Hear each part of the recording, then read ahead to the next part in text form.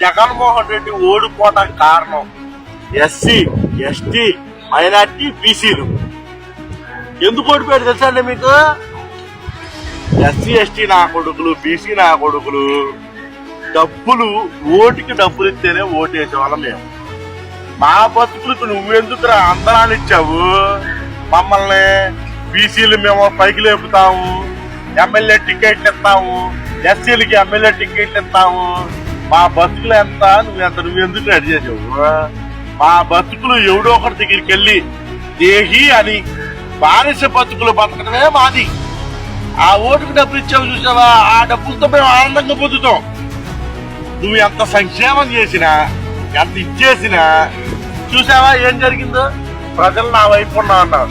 అసలు ఎస్టీ నా కొడుకులు, బీసీ నా కొడుకులు, మైనార్టీ నా కొడుకులు నమ్మి నువ్వు ఒక బీసీలు నమ్మి, ఒక మైనార్టీలు నమ్మి, ఎస్సీ ఎస్టీలు నమ్మి టికెట్లు ఇచ్చావు.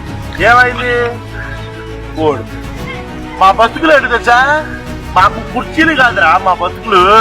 ఆ పూటకి బిర్యానీ దొరికిందా, ఆ పూటకి సాంబార్ దొరికిందా, ఆ పూటకి మేము తిన్నావా తినలేదా, ఆ పూటకి ఓటుకి డబ్బులు ఇచ్చావా లేదా మా బతుకులు. మా బతుకుల్ని నువ్వు మార్చుదామని చూసావే, అది తప్పు తెలుసుకో. నువ్వు చంద్రబాబు నాయుడు లాగా, కాపు సామాజిక పవన్ కళ్యాణ్ లాగా ఈసారి ఆలోచించు. ఈసారి ఆలోచిస్తే నువ్వు గెలుస్తావు. ఎస్టీ ఎస్టీ బీసీ మైనారిటీ నా కొడుకులు ఎవరైనా సరే ఓటుకు డబ్బులు ఇస్తేనే గెలుస్తారు. సంక్షేమం బొచ్చు పగడ అనేది అనవసరం.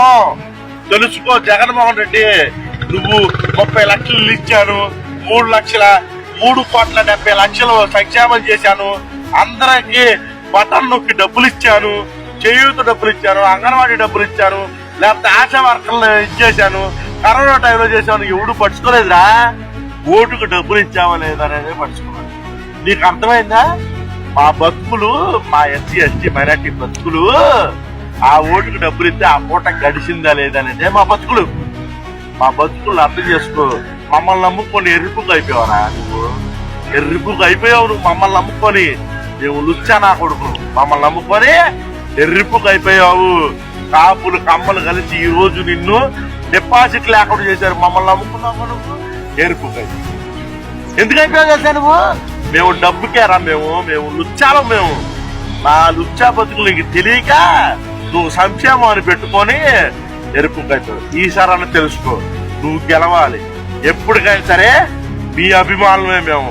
కొంతమందివే ఉంటాం, అందరూ అట్లా ఉంటారు. డబ్బులు కమ్ముడిపోయి నా కొడుకులు ఉంటారు. గెలుస్తావు. మళ్ళీ తర్వాత నీదే చెప్తున్నా కదా.